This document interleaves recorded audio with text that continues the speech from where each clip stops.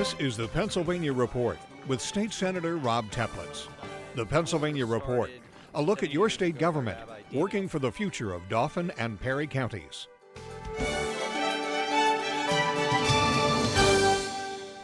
Hi, thanks for joining us. We're talking with Senator Teplitz about the Harrisburg School District, which is a major problem and has been for a long time.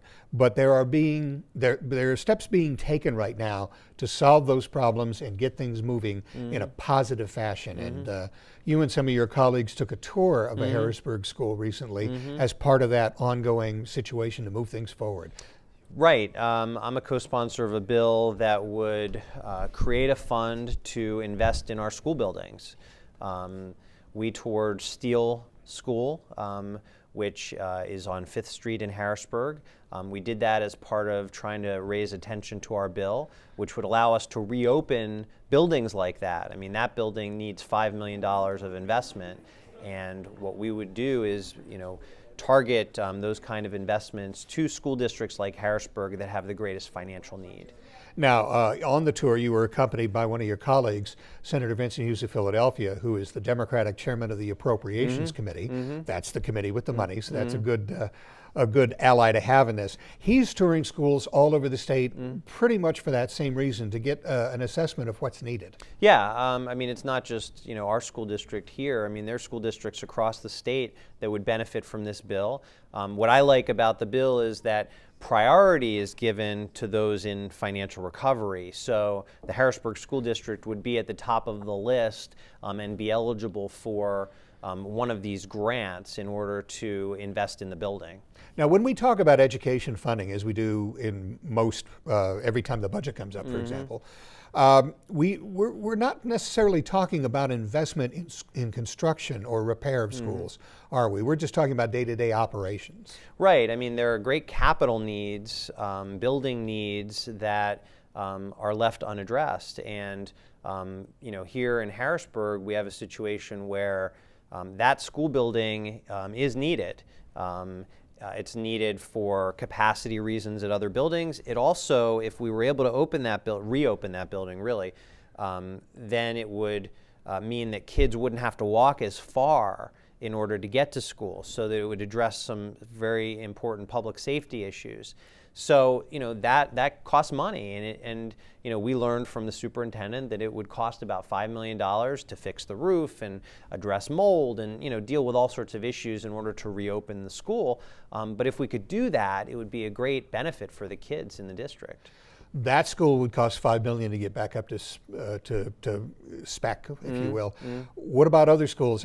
There are many, many Harrisburg schools that are in big disrepair right now. Yeah, I mean, what we would do is we set up a fund. There are certain eligibility requirements, but it's all about restoring or fixing current buildings. It's not to build new buildings. It's not to create, Taj Mahals anywhere. It is to fix old buildings, and I like the fact that we're doing that.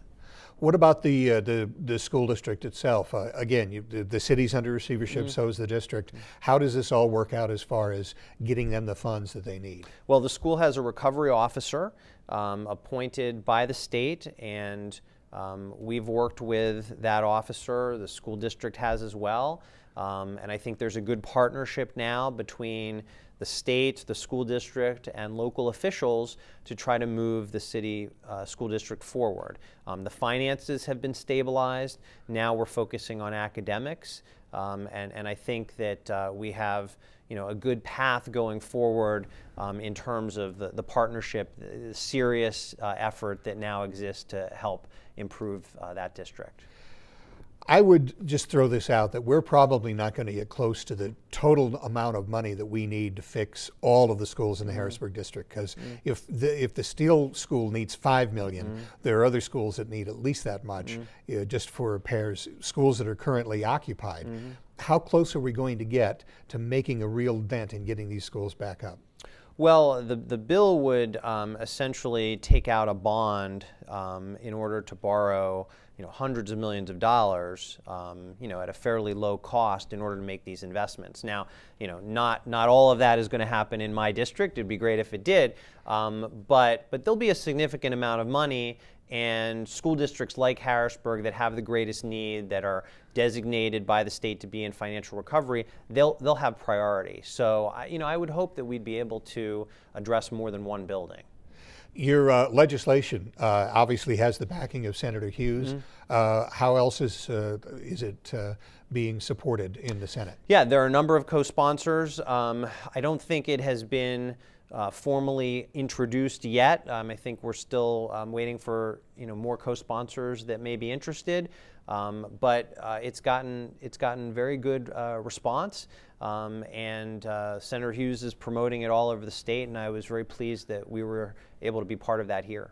All right, we'll take a look and see how that bill goes. Something else that you're looking at, that actually you've looked at over the past few years and now you don't have to look at, is money to help the city provide emergency services to state buildings. Now that's something that Harrisburg has done since time immemorial, and it hasn't always been paid for providing those emergency services. A few years ago, you got that ball rolling, and now it seems that it's going to continue to roll.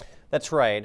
It costs the city about $5 million at least each year in order to provide public safety services to the Capitol and to other buildings in the city. If there's a fire alarm in the Capitol, it's the city fire department that needs to respond. For a very long time, the state didn't pay those costs. At most, it paid half of those costs. We've now, for the last 3 budgets since I was elected, we've gotten that up to $5 million each year. In this last budget, there's a lot of bad news with the last budget, but one of the bright parts was that in the budget documents, we were able to make that money permanent, so that there's now an expectation that the state does provide this reimbursement every year. And I think that's significant because the city should not be subsidizing state government in that way.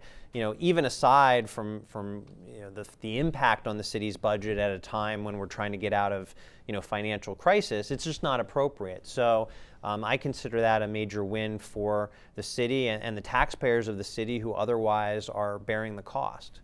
And just a couple of minutes left here.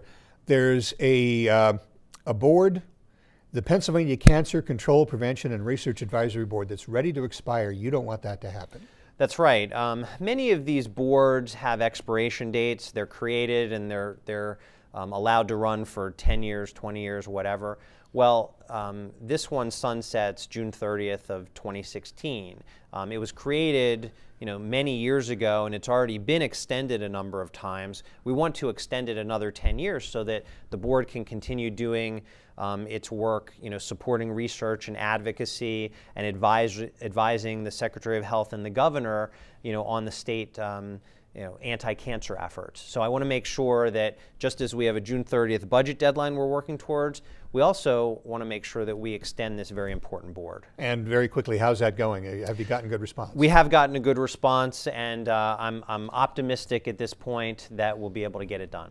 Okay. So if you would like to talk to the senator about this or any other problems that you have, the senator is always available to talk to you. He is available at his district office, and in a couple of minutes we'll show you a little bit more about how to get in touch with him at district offices, 2 district offices actually. 3 district offices, okay. They're springing up like mushrooms all over the place. But that's a place where you can go and talk to the senator or the senator's staff about anything that's bugging you, and if they can solve that problem, they will. Also, if you just want to get a message to him, at the bottom of the screen we'll give you all the information on his social media, so you can Facebook him, you can tweet him, you can do whatever you'd like. Thanks very much for watching, and get in touch with the senator if you need to.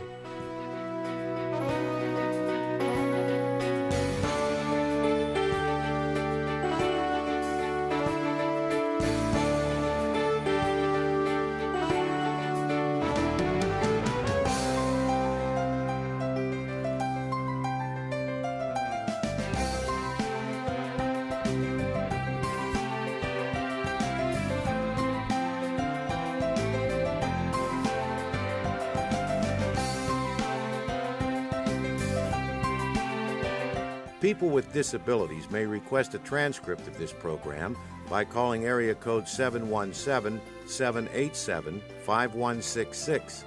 The TTY number is 1-800-364-1581.